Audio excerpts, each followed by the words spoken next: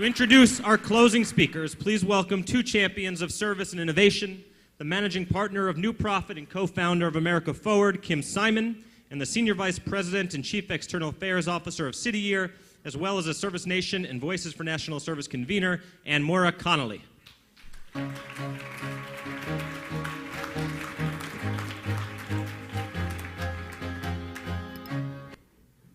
like the music too. Thank you so much, Patrick. It is totally inspiring to hear your words, and a warm welcome to you from America Forward and so many of us who are delighted to see you here. I think it would be incredibly foolish of me to try to say much after so many extraordinary words have been said today about service and the things that we hold dear being expressed through the Serve America Act. So I just want to say thank you on behalf of America Forward for being here today and for your incredible dedication that brought us to this point. America Forward unites a coalition of about 95 organizations that are profoundly committed to the idea that if government and citizens and philanthropy and business can come together, we can truly transform our ability to solve problems. So we couldn't imagine a year filled with more milestones than the ones we've just had. From the creation of the White House Office on Social Innovation and Civic Participation to the Serve America Act and the funding of the Social Innovation Fund and the creation or pending creation of innovation funds in education, labor, HHS, the State Department, it is just an extraordinary moment. America Forward stands ready to work with all of you to fulfill the promise of the moment, and thank you again for being part of the team that made this all possible. AnnMaura. Okay, I think I have cracked the code. Alan Casey is famous for being brilliant and visionary, and Michael Brown for his incredible intellect, and Patrick for his passion for service, and of course Bridge and Michelle for their thoughtfulness. Kim and I, famous for being brief. So that's what we're going to be today. I do have a couple of jobs here. One is to be really blunt about the road ahead. Obviously, we've got this incredible administration that's leading powerfully on the agenda, and we've built significant support in Congress. But we have a long way to go, as others have said. And to be plain, we still really don't have the breadth and the depth of relationships in the Congress that we need to achieve the bold vision laid out by the Serve America Act. We're also trying to seek significant growth in the middle of a recession that has hit communities hard, especially poor communities. Of course, we have incredible champions like Senator Hatch, Senator Shaheen, Senator Mikulski, Congressman Miller on the House side, and the caucuses, but they need backup. So our job is to help them and their colleagues understand that service is not only effective, it's cost-effective. It's a cost-effective strategy for addressing the critical problems facing our communities and for helping to address the massive unemployment crisis that so many are facing right now. So as a field, we have to deliver in two important ways. Number one, we have to continue to build champions in Congress that are deep and strong and steadfast. And number two, we have to deliver results in the way we run our programs. As Patrick has said so eloquently, we are in the solutions business. So my challenge to all of us is to redouble our efforts, keep our foot on the accelerator, work hard to deliver results, and make our voices heard here in Washington, especially with appropriators. This is not the time to rest on our laurels, as others have said. The future of the Edward M. Kennedy Serve America Act depends on all of us in this room and the people that we know and serve. Before I introduce our next special guests, I want to share with you the news that Senator Mikulski and Congressman Miller have both introduced resolutions in the Senate and the House commemorating the anniversary of the Edward M. Kennedy Serve America Act. And in fact, we believe that the House may be voting on that resolution as we speak. We are all deeply grateful to them for their leadership and commitment to our cause. Now I'm really honored to have the chance to introduce to you two of the most important leaders of national service policy for the last 3 decades. Most of you know John Podesta from his leadership roles as Chief of Staff and Cabinet member in the Clinton administration. If you've been around a while, you may remember that he served as a key leader on Capitol Hill in the 80s and 90s, working with Senator Daschle and on a couple of important committees. If you were paying attention during the election, you know that he served as the co-chair of President Obama's transition. And if you follow policy even a little, you probably know about the Powerhouse Center for American Progress that he founded and leads today. But what I bet you don't know is that John Podesta's roots are in our movement. In the early days of Action, he served in that agency, helping to create VISTA and put it on a path to growth today. Ultimately, it was merged with the Corporation for National and Community Service. You may not also know that he was a dear friend of our beloved Eli Siegel, the founding CEO of the corporation, and he helped to found and shape AmeriCorps in the early 90s, working alongside Eli. Along the way, John has been a quietly powerful voice for national service in the White House, in the halls of Congress, and with policy leaders, and we all owe him a debt of gratitude for keeping our work and our movement on the radar screen when there are so many other important problems and causes that need the time and attention of our nation's leaders. Now, Shirley. There are many, many things I could tell you all about Shirley's leadership roles in founding, shaping, and leading national service in our country since the mid-'80s. But most of you know her resume and have worked alongside her at some point over the years. The truth is that Shirley Sagawa has been at the center of every single important effort in our movement for more than 20 years. She is the most multi-talented multitasker I know. She's a policy genius, but she also understands how the rubber hits the road for programs. She's a visionary thinker and a master at understanding and analyzing the details. Just last week, I told Shirley that I think she's discovered the secret to finding 10 extra hours in every day. That is the only possible explanation for how Shirley is able to do everything she does so ably. Today, we're here partially to celebrate Shirley's new book called The American Way to Change. Once again, Shirley is leading the way with this incredibly timely and compelling look at programs that are delivering results that are, in fact, solving the problems facing our communities. I hope you will all buy the book, both because we should all read it and learn from it, but also because Shirley has generously donated the proceeds from this book to support Voices for National Service and our work here in Washington. Please join me in welcoming John Podesta and Shirley Sagawa to the stage.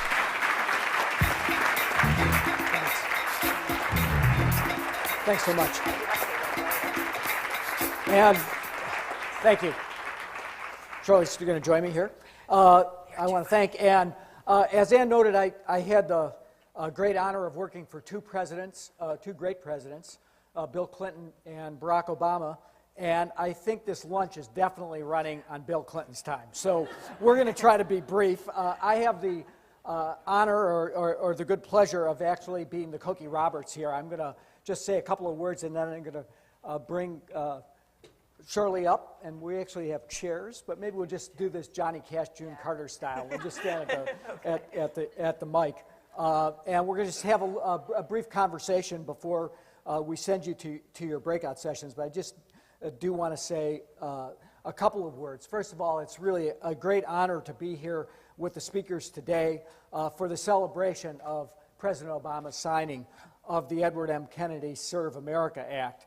I never actually had the pleasure of being employed by Senator Kennedy, but whether I was during my work in the Senate or in the White House or at the Center for American Progress, as Mike Myers knows, I always knew I worked for Senator Kennedy. And I think many of you have had that experience. He was truly my personal hero, and we really miss him. And while he was a great, full-throated progressive leader, and I really loved him for that. I think it's been said many times here already this afternoon, but it bears repeating, that when it came to reaching across the aisle, to forging compromise, to finding common ground, and to getting something done, Senator Kennedy was simply in a league of his own, and the Kennedy Serve America Act was one of the last products of that ability to forge compromise. And now I think it's up to us to keep that spirit of bipartisanship, of common good, and of effectiveness alive as we move forward. The Center for American Progress is in the business of generating and lifting up solutions to America's biggest challenge. We like to think of CAP as idealistic enough to believe change is possible and practical enough to make it happen.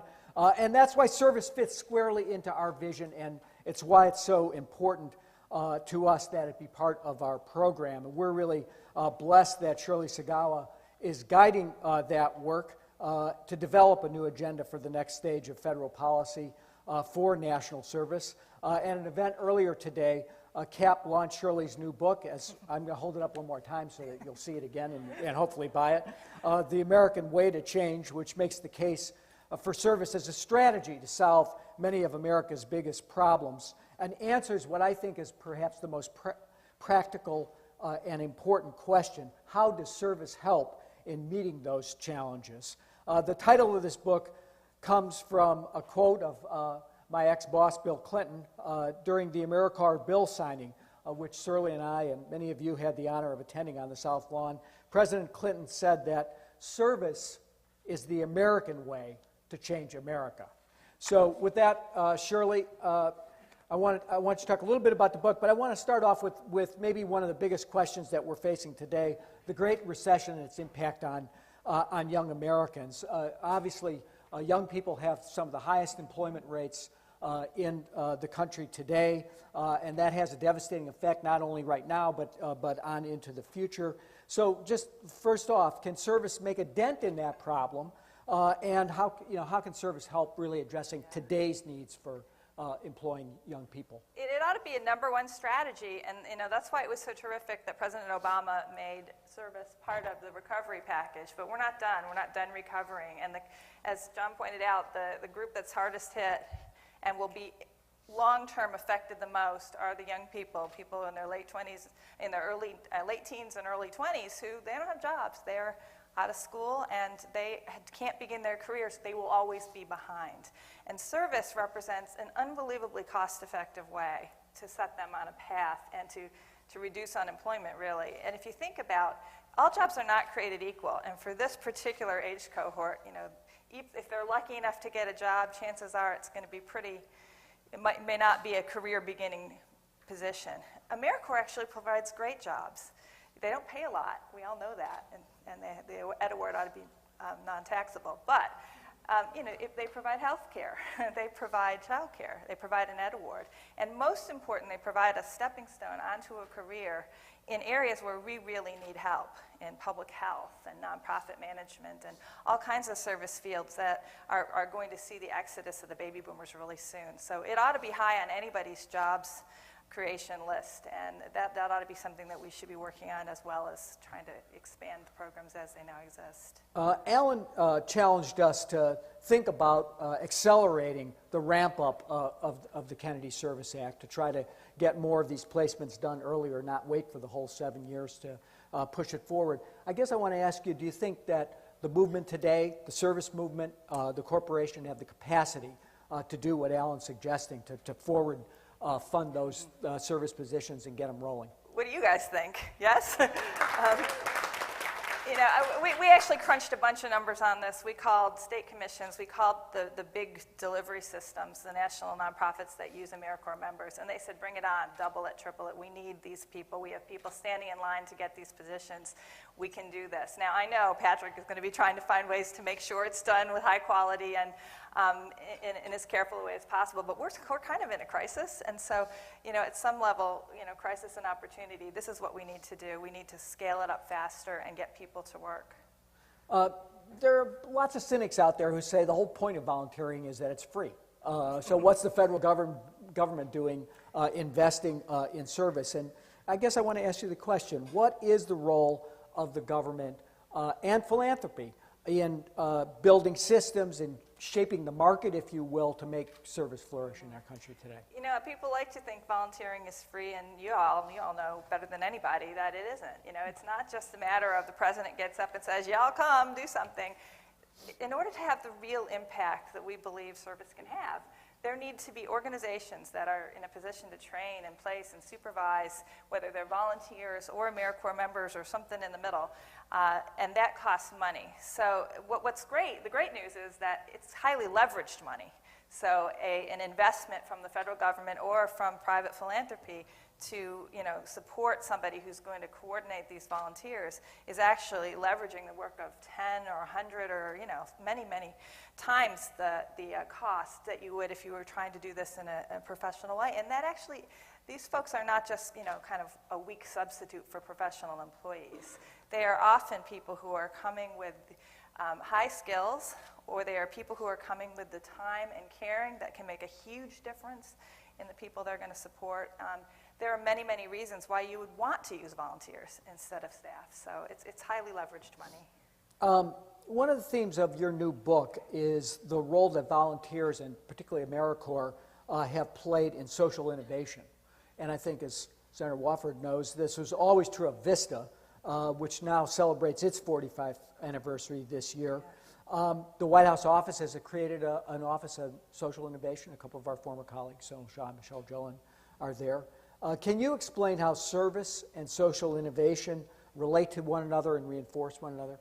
You know, it's a sort of hidden story that, first of all, when nonprofits start up, the capital that they use is volunteer capital. And 70% of nonprofits never get past that starting point and run on volunteers. So every innovative new thing probably starts with volunteers. But you know what? It's not the case that every innovative nonprofit, they start with volunteers and then as soon as they have some money, they send them packing. In fact, some of the most impressive organizations today, the ones that are fueling America Forward, for example, are using volunteers as a fundamental resource in service delivery. And so it turns out that a lot of these organizations, they got their first government money not from the Department of Education or HHS, they got it from the Corporation for National Service, because the corporation doesn't have those silos and restrictions and bias toward professional delivery to the exclusion of volunteers. So that's a tradition that's been going on for many, many, many years, preceding the corporation, to the days when you were involved. And so it's really fitting that the Social Innovation Fund is part of the corporation. It's not a crazy, well, we got to stick it somewhere, this one's the neutral agency. It makes lots of sense because of that long history. So really excited to see what happens with that implementation, because I think it's the next stage. That's great. Serve America made civilian service by veterans a top priority. Now, veterans have already given so much to the country. Does it make sense to ask them to give again in their civilian capacity as they come home and return to their communities as veterans? At first blush, you kind of go, you gave, thank you for your service, you're done. But in fact, these are people who are highly motivated to make a difference. And when they come back into civilian life, they have a lot to offer that they want to give. And many people are coming back with tremendous challenges as well, injuries and disabilities and just life changes that make service actually a powerful way to help them, giving them the opportunity to serve again. So, well, I initially thought, oh, this is not really fair. In fact, we all know how service changes lives of people who do it, and we ought to have more opportunities available for veterans who want to give in the civilian way. Let me ask you one last question, and that's about Washington today. And it's been alluded to by virtually every speaker, which is we're living in a period of perhaps not unprecedented, but in my memory, unprecedented partisanship. And yet this bill passed with bipartisan support. What is it about this movement that generates support by both parties, and how do we keep that spirit of bipartisanship rolling forward so that we can see the promise that's in the bill really become a reality? Well, that's our challenge. Every bill that's passed in the service arena in the last 20 years has been a bipartisan bill. It's the tradition. Every president has put his unique stamp on it, and we've got wonderful supporters on both sides of the aisle. And the problem is we can't take it for granted. You want to go, we did that, been there, done that, we're done. But we all need to keep that tradition going. And in this climate of sort of hostility and partisanship, we need more than ever to be reaching out and reminding our elected officials why we're here, that service really is the American way to change America. So the workshops that you're doing in a little bit are the next stage. We can't get complacent. We have to be grateful and thankful for everything that's happened, and we have to write the next chapter. Thank you, Shirley. And I'll let you get on to your work, the American way to change America. Thank you.